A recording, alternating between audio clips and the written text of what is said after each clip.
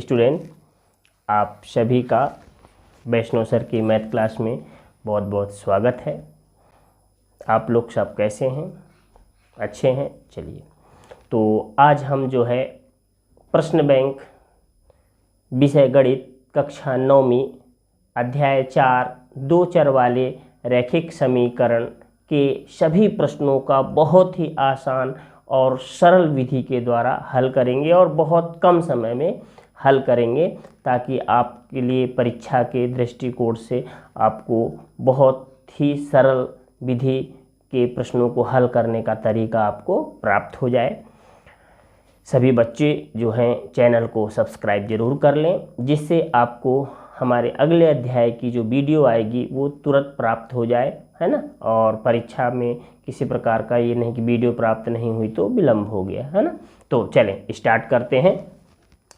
तो इस पाठ से जो है हमको 1 अंक के 2 प्रश्न आने हैं और 2 अंक का 1 प्रश्न आना है ना। तो कुल मिला के इस पाठ से 4 अंक के प्रश्न आने हैं। तो चलें प्रश्न क्रमांक 1 को अपन देखते हैं। प्रश्न क्रमांक 1 क्या है हमारा? उचित विकल्पों को चुनकर लिखिए। तो देखिए, अपने को ये समीकरण दिया है y = 3x + 5। अब इसमें देखिए कौन सा विकल्प सही होगा। तो देखिए, जो हमको ये विकल्प दिया है इसमें हम एक एक करके x और का मान रखते जाएंगे, 1 2 3 4 5 6, तो हमको y के ढेर सारे मान प्राप्त होंगे, है ना। अगर एग्जाम्पल स्वरूप अपन एक मान रख के देख लेते हैं। चलें, तो देखिए यहाँ पे जैसे हो गया 3x की जगह हम 1 रख दिए, है ना। जब हम x की जगह 1 रख दिए तो हमको कितना प्राप्त होगा? 3 1 3 धन 5, तो 5 3 8। तो देखिए 1 जब हम मान रखे x की जगह तो हम कितना प्राप्त हुआ? 8। इसी प्रकार 2 रखेंगे तो हमको कितना प्राप्त हो जाएगा? 2 3 6 और 6 में 5 जोड़ेंगे तो 11। तो इसी प्रकार ढेर सारे मान हमको जो है प्राप्त होते जाएंगे। और जब हमको बहुत मान प्राप्त होंगे तो फिर क्या करेंगे? इसका कौन सा हल होगा? हमारा कौन सा विकल्प? जो स नंबर का विकल्प है हमारा सही होगा, क्योंकि इसके अनेक हल प्राप्त हो रहे हैं। अब आते हैं अपन विकल्प नंबर 2 में। ये समीकरण दिया हुआ है, इसमें निम्न में से कौन सा इसका सही हल है? कैसे जानेंगे? तो देखिए, जो आपको ये मान दिए हैं निर्देशांक, इसमें आगे वाला x का है और पीछे वाला y का। तो आप इधर x की जगह x का मान रखिए और y की जगह y का मान रख दीजिए। तो आपको अगर राइट हैंड के बराबर प्राप्त हो जाए तो जान लीजिए वो वाला विकल्प हमारा सही है। तो चलिए पहले को हम चेक करते हैं। तो x की जगह हम कितना रखना है? हमको 4 2 और y की जगह देख लीजिए 0 रखना है, तो 0 रख दिए बराबर 4। तो ये हो गया 4, 2 शून्यम तो शून्य हो गया और ये बराबर 4। तो देखिए इधर भी 4 इधर भी 4, तो जब हम 4 और 0 रखे तो दोनों पक्ष बराबर आ गया, मतलब हमारा जो अ नंबर का विकल्प है वो क्या है? सही है। ठीक है, इसी प्रकार आप लोग चाहें तो एक एक करके आप सभी विकल्पों को, ब को भी चेक कर लीजिए, स को भी, द को भी। तो अगर दोनों पक्ष बराबर आए तो जो है उसका वो विकल्प सही होगा, नहीं आए तो नहीं होगा। फिलहाल इसमें आ गया है ना, दोनों पक्ष बराबर, तो बाकी बा सा दा नहीं आएगा। अब आते हैं अपन प्रश्न क्रमांक 3 में। y = a का आलेख एक सरल रेखा है। तो आपको ध्यान रखना है कि यहाँ पे y = a दिया है। जब y का मान अपने को दिया रहता है तो वह रेखा x अक्ष के समांतर होती है, और जब x बराबर अगर यहाँ पे दिया होता तो वो रेखा y अक्ष के समांतर होती। तो यहाँ y = a दिया है तो ये क्या हो जाएगा? x अक्ष के समांतर।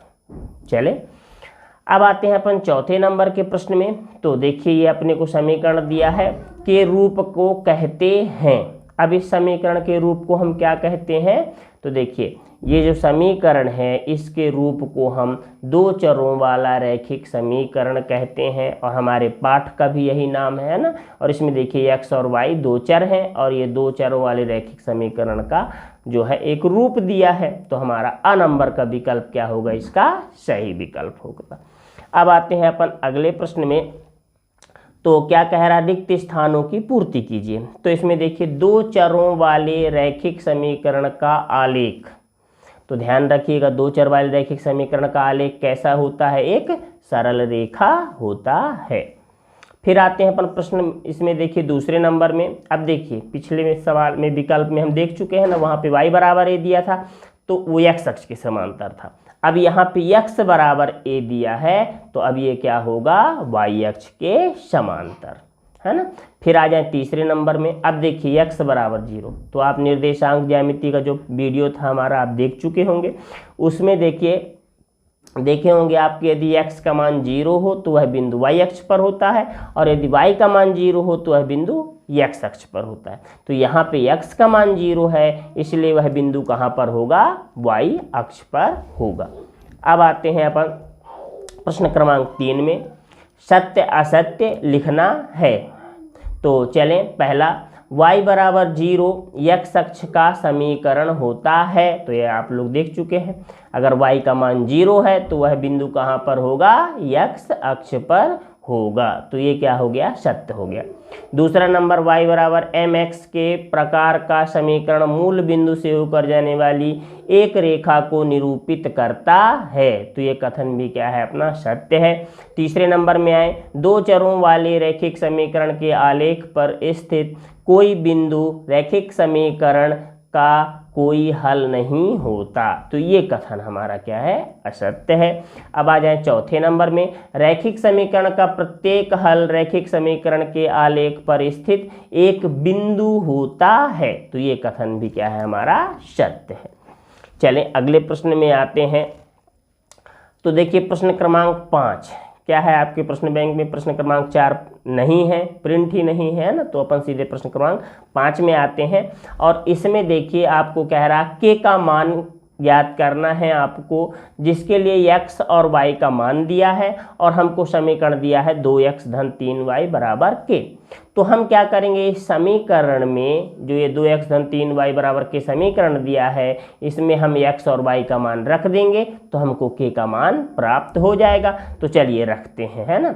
तो ये हो गया 2, चले मान रखें इसमें 2x की जगह हमको कितना रखना है, 2 धन 3, y की जगह कितना रखना है हमको, 1 बराबर k। तो देखिए 2 दूनी 4 धन 3 एक कम 3 बराबर, अब यहाँ पे कितना था, बराबर में k था, तो ये हो गया k। 4 में 3 जुड़ गया तो कितना हो गया, 7 बराबर k। या फिर दूसरे शब्दों में हम लिख सकते हैं कि k बराबर 7। तो ये हमको इस प्रकार से k का क्या हो गया, मान प्राप्त हो गया। ठीक है, बहुत ही आसान है, सभी से बन जाएगा। अब आते हैं अपन अगले प्रश्न में, यदि बिंदु 3 4 समीकरण 3y = ax धन 7 के आलेख पर स्थित हो तो a का मान क्या होगा। अब देखिए हमको जो ये बिंदु दिए हुए हैं, ये बिंदु, तो इसमें ये x का मान हो गया और ये y का मान हो गया, तो इस x और y के मान को हम इस समीकरण में रखेंगे तो हमको a का मान प्राप्त हो जाएगा। तो चलिए रखते हैं, है ना।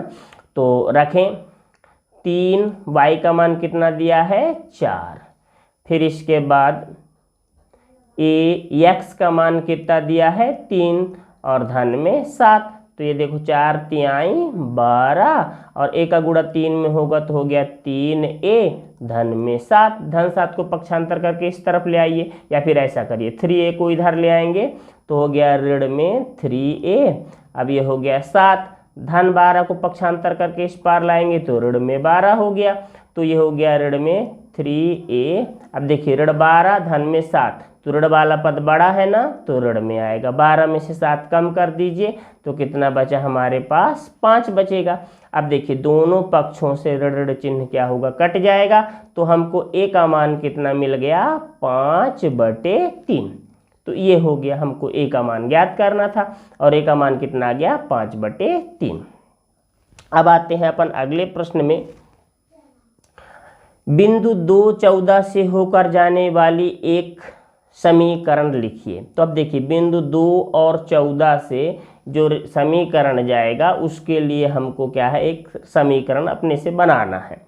तो वो बिंदु कहाँ से होना चाहिए, 2 और 14 से। तो देखिए x का आपको ऐसा मान लेना है जो 2 हो और y का मान 14, इसके लिए वो सत्य हो, सत्यापित हो। जैसे उदाहरण स्वरूप हम ले लेते हैं, देखिए x धन y बराबर, अब बराबर किस पार क्या लिखेंगे, तो देखिए ऐसा मान लेना है जो अपने इन मानों को संतुष्ट करे। तो देखिए x की जगह 2 और y की जगह 14 रख दीजिए, x की जगह 2, y की जगह 14, तो 14 और 2 जुड़ के कितना हो जाएगा 16, तो यहाँ पे आएगा 16। तो देखिए ये उत्तर हमारा जो समीकरण एक बताना था हमको, तो हो गया x धन y बराबर 16 हो गया। मान रख के भी देखेंगे, देख लिए हैं अपन, है ना। चाहे तो आप एक और समीकरण कोई भी ले सकते हैं जो आपकी इच्छा हो।